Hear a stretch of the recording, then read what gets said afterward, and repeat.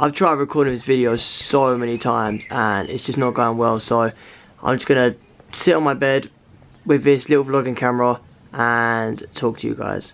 So what's going on, everybody? Hope you're having a good day. Now, I hope you enjoyed that little video from my 180 deadlift, my 100 bench on a regular bar, and a few other little clips.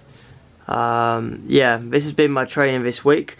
And in today's video, I want to actually talk to you about the structure of my training. So, first things first, I'm running a push-pull legs, or legs push-pull as I'm doing it. I do 3 days on, so legs, then a push day, then a pull day, and then I have a rest.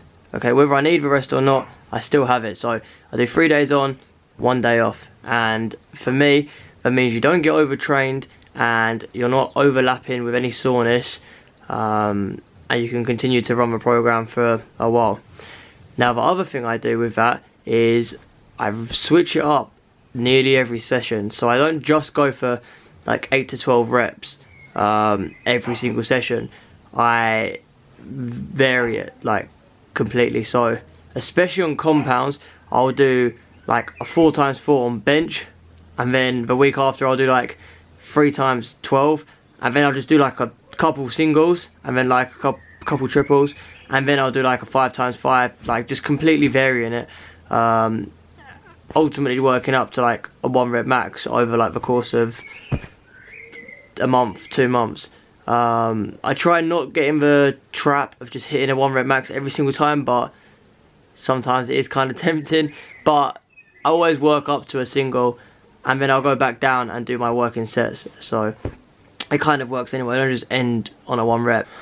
That kind of goes for my compounds. So my squats I do the same, deadlifts I do the same, and bench press I do the same. Everything else in my training is always going to be around 8 to 12 reps with really good contractions and just always time under tension. Very rarely do I try and just pump out any reps. It might work for some people, but for me, I personally like to do the rep quick, but when I do the negative part of the rep, I like to do that slow, and that's when I feel my muscles working the most. That's just the way I kind of do it, and it works for me. So, you know, everyone has their own personal preference when it comes to how they like to train, but yeah, I like to keep my things kind of strict, but at the same time, like, go as heavy as I can. Now, the reason I have made so much progress lately, we've been in the lockdown from December up until April. It's now May. I bought a whole load of gym equipment in that lockdown, and every single day I was like just working hard. Even on the rest days, I was constantly like trying to look at form and like practice form and shit, just to make sure everything's perfect, because I didn't have all the weights. I had limited weights. So on bench press, when I was trying to bench press before the lockdown, I just wasn't making any progress. I was getting shoulder pains from incorrect form, and I said to myself, I'm just going to learn the basics. I only had 62.5 kg in my setup, and when I was at the gym I could do 60 for like 5. So obviously this is more weight, and yeah, I'd have to like try and learn the form and just feel it out. And I ended up getting up to 80 for 5. So during them lockdowns, just from fixing my form, I went up 20 kg for the same amount of reps. And obviously now I could do 100 for 1. And my max before the lockdown was 80. So yeah, a 20 kg increase purely from fixing my form. It's the same for all the other exercises too, like dumbbell press. It used to be terrible, now it's going up and up and up, literally because of my form fixing. Sometimes you just have to leave your ego at the door for a little bit and just really focus on that mind-muscle connection, and it will improve. But yeah, I've only been training for what, 2 years, so my mind-muscle connection isn't going to be like as good as somebody who's been doing it for 5 or 6 years. But I'm glad I took the time just to like literally learn everything, because now all my training is just going to go up and up and up until I plateau. So the reason my deadlift increased so much is because during that last lockdown I only had like 60 kg to start off with, and then I moved up to 70 kg, and then in the end I ended up buying a lot of weights just so I could squat. So I had 115 kg in total, and my deadlift was like 140. But I said to myself, I want to just do this for reps, and I had 115, and I tried getting it for 1, which I could, and then I did it for 2, and then over a course of however many weeks I managed to get up to like 6 or 7. But I was also doing a lot of RDLs, and I was doing RDLs with like 100 kg too. So when I came back into the gym and I had all this weight to play with, 140 shot up, 150 shot up, and then I got 160, and I felt like I could have got more, but I didn't. I left it for a little bit. And then the week after, tried 170, got that up, and then I tried 180, and it came up, and I just couldn't lock it out, and I knew I had it, but I couldn't lock it out. And like all my like adductors and my hip flexors were like destroyed after that. And then the week after, I was like, right, I need to like fix my form, because my form went out the window a little bit. And I'm gonna try to pull 170, and I pulled 170 of good form, and I was like, okay, cool, I've got 180. So the week after, tried 180. Well, I wanted to try 180, couldn't even get 170 up. Like literally couldn't get 170 up. So I was like, okay, I'll just do 155 for free. Got 155 for free.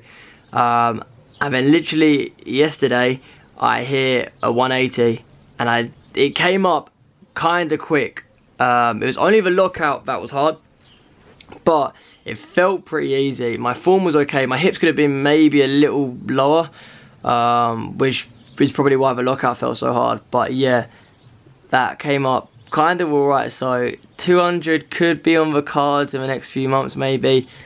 That'd be so cool. I'd be happy to hit 200. So we'll see where that goes. At the moment, I'm not going to do any more than like 5 reps for deadlifts, just because I find once your legs fatigue, your lower back comes into play, and you don't really want to be putting your lower back at risk with deadlifts, because if you slip a disc, it could be the last one you ever do. Now, the other very important factor would be diet. Now, my diet is not bad, but it's hit or miss. Okay, it's not perfect whatsoever, but it's pretty good. So I'll go through stages of literally hitting every single meal.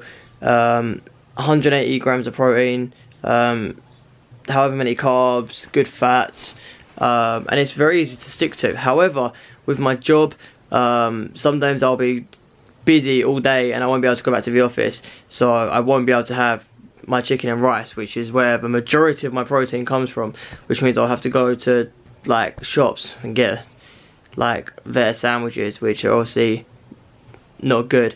But I try the best I can. I always hit like at least 100 grams of protein, but 180 would be like the optimal, because it's like a pound of protein per pound of body weight. Now I think I'm around 150, so I only need 150, but I always like to have a little bit more just in case, you know, just in case I can't absorb more protein, because too much protein is just only going to put on a little bit of fat. If you're not going overboard, it's not going to really do too much, so it's cool. But yeah, in conclusion, the way my training is, you know, 3 days on, 1 day off. Diet pretty much on point. Sleep, yeah, sleep's okay. Some days 8 hours, some days 6 hours, you know. I try the most I can. If I can give you any key point to take away from this video, is literally focus on your form. If you are stuck with any sort of plateau, or you just can't grow something, take the time, drop the weight a little bit, and do lots and lots of reps, just slowly squeezing. You like fully focus on using that mind muscle connection.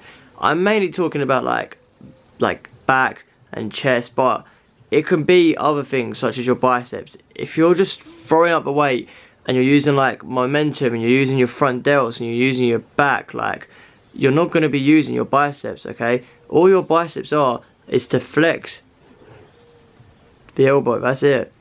That's all it's doing, okay?